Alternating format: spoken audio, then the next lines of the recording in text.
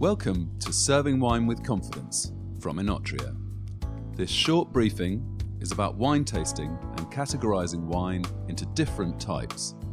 Both subjects are being presented here to give you confidence to talk to customers about wine, and it is amazing that with just a little knowledge you can start to talk about specific wines with confidence and authority. We have 3 logical steps to easy wine tasting to share with you. Firstly, we'll take you through the look, then the smell, and finally the taste of the wine. The look is certainly the shortest stage of wine tasting. Very simply, we are checking the health of the wine. In other words, that it is bright and clear with no haziness or debris. At this stage, it is also a good idea to make sure the wine smells like wine. There are 2 faults that are easy to spot. The first is a corked wine, where the unpleasant aroma is described as musty, mouldy, or wet cardboard. Caused by bacteria, this problem doesn't happen with plastic corks or screw caps. The second fault is an oxidized wine, where too much air has got into the wine and turned it into vinegar, which is how it smells. As long as the wine smells healthy, we can start thinking about how we can describe the aromas. A great tip is to think fruit, as all wines have a fruity element. Moving on to the third element, taste. Now this is wine tasting, not drinking, and so we always spit the wine out. Take a good mouthful of wine, swirl it around your whole mouth and keep it there for about 5 seconds before spitting it into a spittoon. Can you describe the type of fruit? Citrus? Stone fruit like cherries? Tropical or berries? I know this is hard to imagine when you're looking at a picture of a bottle of wine, but I promise you, you'll be able to find fruit flavours when you get a glass in front of you. Here are some words that you will come across when you are tasting wine. Does your mouth water? This crisp, zesty, refreshing or mouth-watering feeling is the acidity of the wine. All wines have this sensation, but typically we find it more in whites than reds. Body. Next, think about how heavy the wine feels in your mouth. We often describe this as light-bodied, medium-bodied, or full-bodied. Tannin.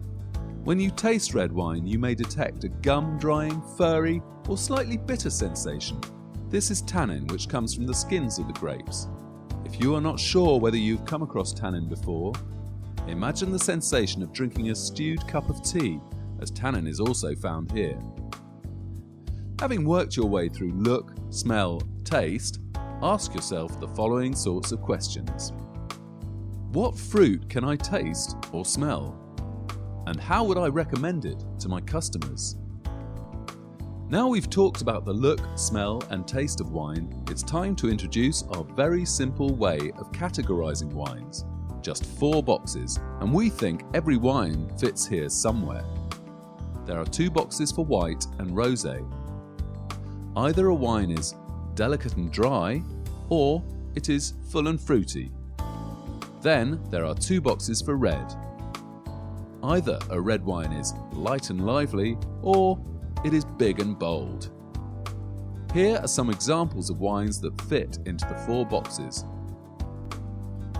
Take a look at your wine list and start to categorize the wines into the 4 boxes. I'm sure there are people in your restaurant who can help if you get stuck, and the description of the wine printed on your wine list will give you a big clue. Once you have the hang of the 4 boxes, there is another layer of information that you can add to make you sound even more confident when you talk about wine.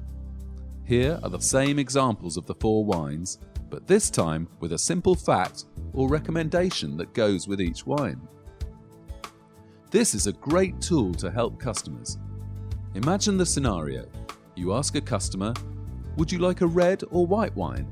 And then, assuming they say white, you can ask, do you feel like a delicate and dry wine or a more full and fruity wine today? Let's assume they say full and fruity. By asking just 2 questions, you can confidently recommend Peter Lehmann Chardonnay, mentioning the fact that Peter Lehmann is known as the Baron of the Barossa and that it is the personal favourite of the restaurant manager.